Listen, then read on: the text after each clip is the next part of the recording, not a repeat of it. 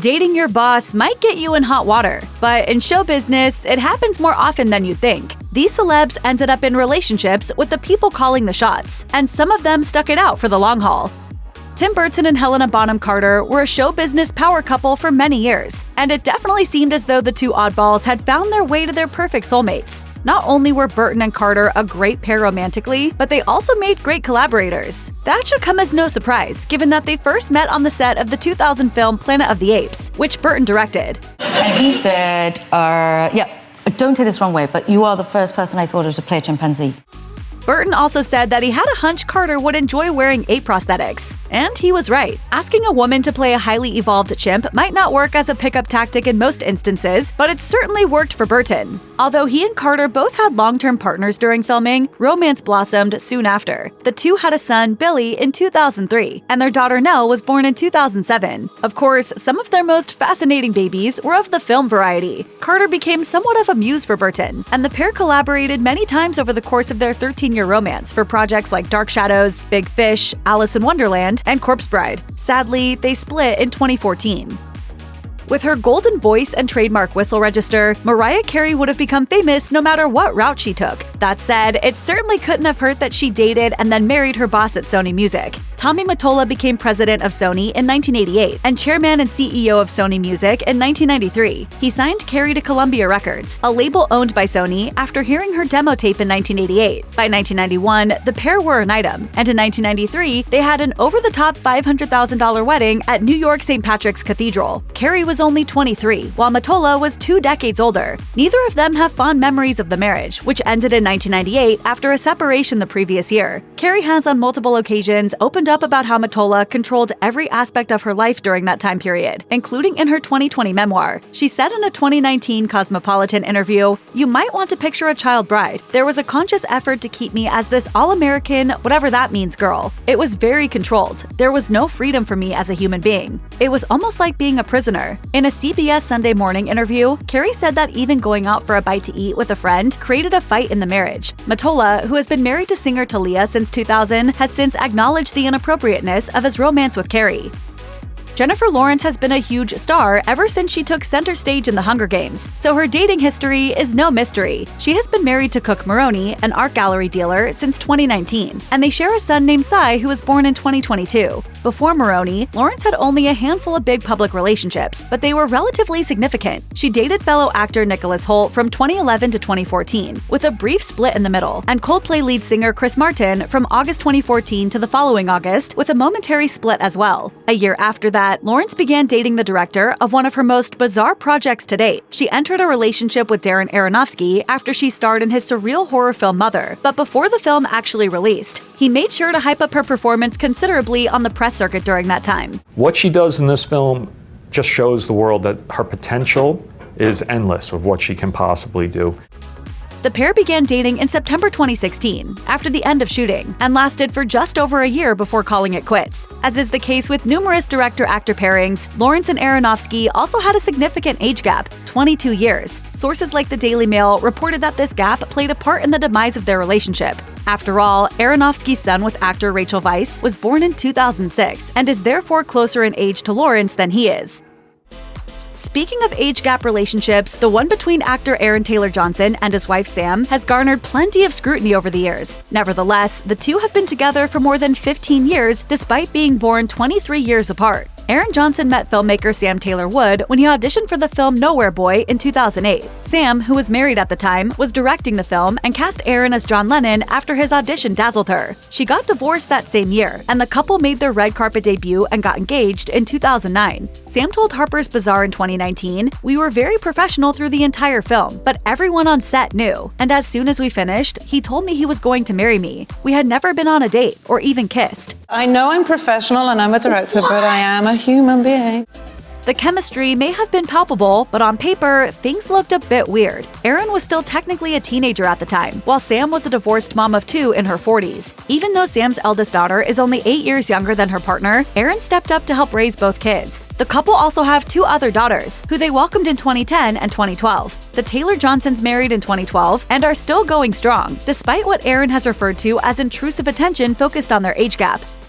James Cameron is an amazing director, but his reputation as a husband, not great historically. Cameron is on marriage number 5, and while things seem to be good with his current wife, Susie Amos, his past marriages have shown that Cameron has a faithfulness problem. Amos is clearly aware of this, given as they started out as an affair themselves. And to their credit, Cameron and Amos have lasted longer than all of Cameron's other marriages combined. Not much is known about Cameron's first wife, Sharon Williams, to whom he was wed from 1978 to 1984. His second wife was producer Gail Ann Hurd, who was a frequent collaborator of his before, during, and even after their 4-year marriage. After his marriage to Hurd ended in 1989, Cameron moved on with Kathryn Bigelow, who is now a fellow Oscar-winning director. They were only married from 1989 to 1991, and they split around the time Cameron started up a rumored affair with Linda Hamilton while filming Terminator 2 Judgment Day. Cameron moved in with his leading lady the same year he split from Bigelow, had a kid with her 2 years later, and then left her for Amos, who appeared in a small role in Titanic. He then went back to Hamilton and married her in 1997, before leaving 8 months later once again for Amos. Hamilton famously received $50 million in the 1999 divorce. While plenty of actor-director couples decided to call it quits before long, that wasn't the case for Kate Capshaw and her legendary husband, Steven Spielberg. They're still together today, after more than 3 decades and enough children to form a water polo team. Both stars were previously married before they got together, with each of them bringing 1 child into the world with their former partners. Their blended family has become one of those iconic Hollywood clans fans can't get enough of, even though most of the kids live private lives. Spielberg and Capshaw first met when he hired her to appear as Willie Scott opposite Harrison Ford's Indiana Jones in his 1984 film Indiana Jones and the Temple of Doom. I'm speechless, you know what I mean? I feel like this is You wanna go to the prom? Yes. You wanna go to prom with me? Temple of Doom was Capshaw's big break in Hollywood, but she didn't actually start dating her one-time boss until years later. It was only after Spielberg divorced actor Amy Irving in 1989 that he and Capshaw got together. They moved in together that same year and married 2 years after that. In addition to their 2 children from previous relationships, the couple has 5 other kids, 3 biological and 2 adopted. While Capshaw has not appeared on screen since 2002, several of their kids work in the entertainment industry, including actor Sawyer and actor-director Destry. Thankfully, Capshaw and Spielberg aren't the only actor-director couple to last more than a quarter of a century, as Leslie Mann and Judd Apatow will be celebrating their 30th wedding anniversary in 2027. They've become a fantastic duo over the years, both personally and professionally, but Apatow was technically in an authoritative role over Mann when they got together. Their first time coming face-to-face was at Mann's audition for The Cable Guy, a film that Apatow helped produce. Mann scored the role in The Cable Guy, and she also deeply impressed Apatow. The producer and director has said it was love at first sight for him. As he told Elle, "I had a soul connection instantly. I meant it. That's why I remember it." Mann and Apatow began dating in 1996 after she was cast in the film, and they got married the following year. They now have 2 daughters, Maud and Iris, and Apatow's movies are often family affairs. He cast Mann in Knocked Up, Drillbit Taylor, This Is 40, and Funny People, and their kids appear in many of those films as well. The couple most recently collaborated on The Bubble, a quarantine comedy in which their daughter Iris was also featured. Look how happy he looks. She's keeping me alive for a limited amount of time.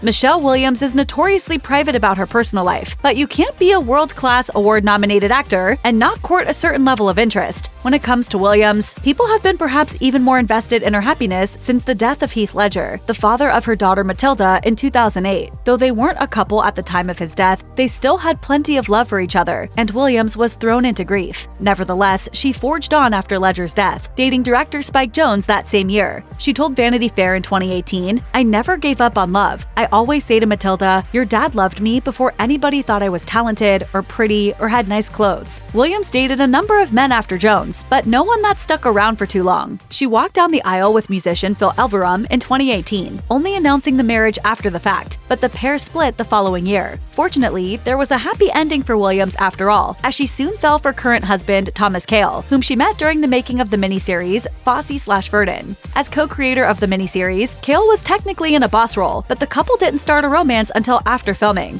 They got married in secret in early 2020 and had a child in June of that year. They had a second child in November 2022. Dame Helen Mirren is an acting icon who shines in everything she does, whether she's appearing as the no-nonsense Detective Chief Inspector Jane Tennyson in the Prime Suspect series or serving as the unexpected narrator for the Barbie movie. It's easy to trust Mirren's creative choices, and given her long and seemingly happy marriage, also her personal ones. Mirren has been in a relationship with director Taylor Hackford since 1986 and married to him since 1997. Hackford was Mirren's boss when they met, but the more shocking part is that Mirren didn't really like Hackford at first. The pair met in 1985 when Mirren appeared in White Nights, a film that Hackford directed. Mirren initially disliked Hackford because he kept her waiting to audition, which left her furious. Once they were on set though, things quickly developed into romance. The dual Oscar winners dated for over a decade before walking down the aisle, although the wedding was more of a formality than anything. Mirren told AARP, "We got married in the end because we realized that we were going to be together forever. We got married ultimately for legal reasons more than anything else, estate planning and other complicated things like that." How do you make it work after all these years? What's your secret? Spending a lot of time apart. Mirren became stepmother to Hackford's 2 adult sons, one of whom died in 2022. Happy Endings is an underrated gem of a show, and though the whole ensemble was stellar, Casey Wilson was the standout. Her character Penny Hartz was notoriously bad at love, and even though Penny may not have found her forever person on the series, Wilson sure did. She met the show's creator David Caspe when she auditioned for the part, and they started dating a year after that in July 2011. Wilson told the New York Times, "I liked him the whole time because he is the most kind, genuine, and funny person I have ever met, but David felt it was not a good idea to get involved with the actresses." That rule clearly went out the window, which Wilson has attributed to Caspe's discomfort when she started dating other people. She said in a Glamour interview, "I actually had to go to that darker place of, I don't think this is going to happen. I started dating other people just to get out there. I think it bothered him, though he said it didn't." Wilson and Caspe walked down the aisle in 2014, and they have continued to work together in the years since. In fact, Caspe based the sitcom Marry Me on their actual relationship, and then cast his wife in the lead role. That series was also canceled before its time, but Wilson has subsequently appeared on other Caspe-created series such as Black Monday and Champagne Ill. The couple have 3 children together, and are still going strong.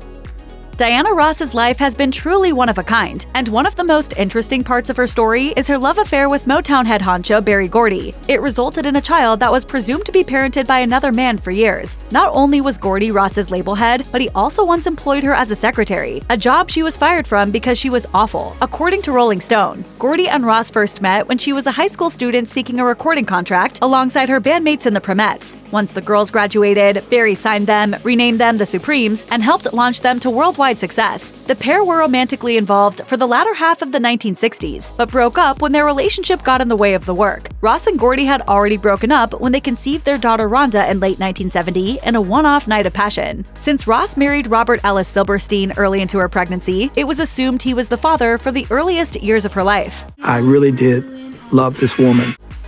Frances McDormand has been acting for over 4 decades, and she's established herself as one of the leading actors of her generation. She's been on fire in recent years, winning Oscars in 2017 and 2020 for her work in 3 Billboards Outside Ebbing, Missouri and Nomadland, and is one of the few people to have won 3 acting Oscars. Typically, stars with that level of acclaim have a strong media presence, but McDormand is an exception. The actor doesn't court attention, doesn't do press junkets, and wouldn't give interviews for years following the release of Fargo. While she's unconventional and sometimes even lovably rebellious, McDormand still ended up falling in love with one of her directors. She met Joel Coen during the production of Blood Simple, which was the first film for both of them. She auditioned in 1983, and by the time the film came out in late 1984, the two were already married. McDormand told the New York Times, "It was a revelation that I could have a lover who I could also work with, and I wasn't intimidated by the person." Coen and his brother Ethan, who make up the critically beloved Coen brothers, have cast McDormand in many of their other films, including Fargo, Raising Arizona, Burn After Reading, and more.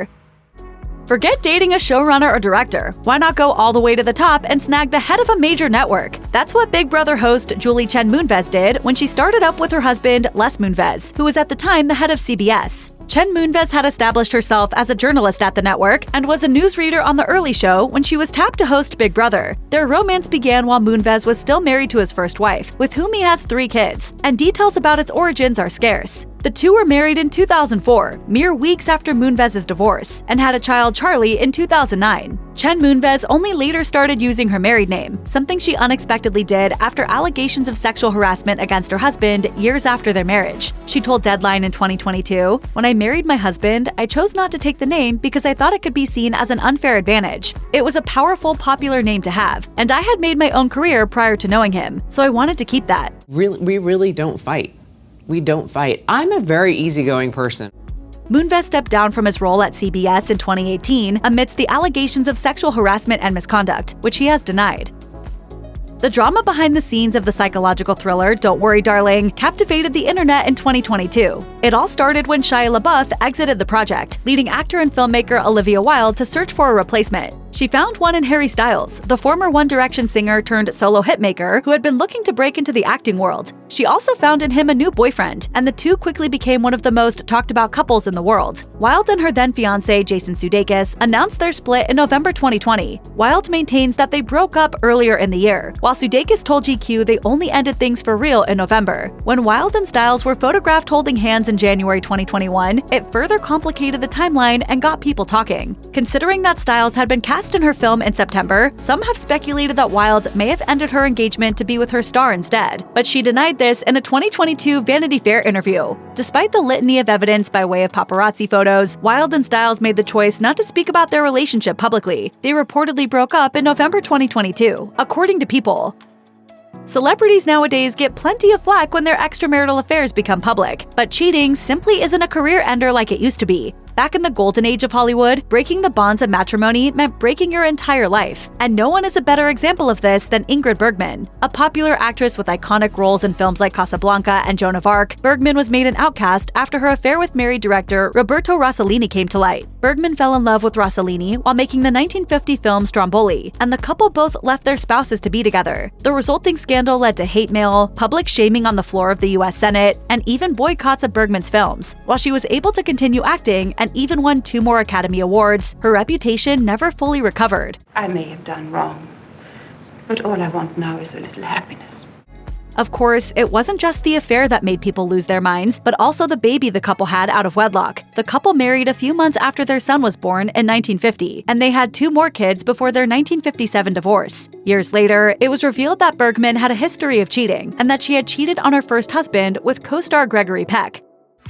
One of Ingrid Bergman and Roberto Rossellini's 3 children was Isabella Rossellini, who went on to find stardom in her own right. She first found fame as a model, most notably for Lancôme, with whom she signed an exclusive deal in 1982 that made her the best-paid model of the time. Rossellini also acted, and many people consider the 1986 film Blue Velvet to be the vehicle that first properly introduced audiences to her performing abilities. It also introduced her to director David Lynch. By the time Blue Velvet started production, Rossellini had already been married 2 times, once to Martin Scorsese and once to Jonathan Weideman. When she divorced Scorsese in 1979, after 4 years of marriage, she was pregnant with Weideman's child, eerily similar to her parents' story. Things ended with Weideman around the time Rossellini met and fell for Lynch, who offered her an important supporting role in Blue Velvet after they met at a dinner party. Lynch was married to his second wife, Mary Fisk, at the time, and his romance with Rossellini was the catalyst for their divorce. Rossellini and Lynch broke up after 6 years, after which the actress adopted a son and became engaged to actor Gary Oldman. Despite the pain the split caused, the former couple remained close, and after Lynch's death in 2025, Rossellini paid tribute by wearing a dress made of blue velvet to the Oscars.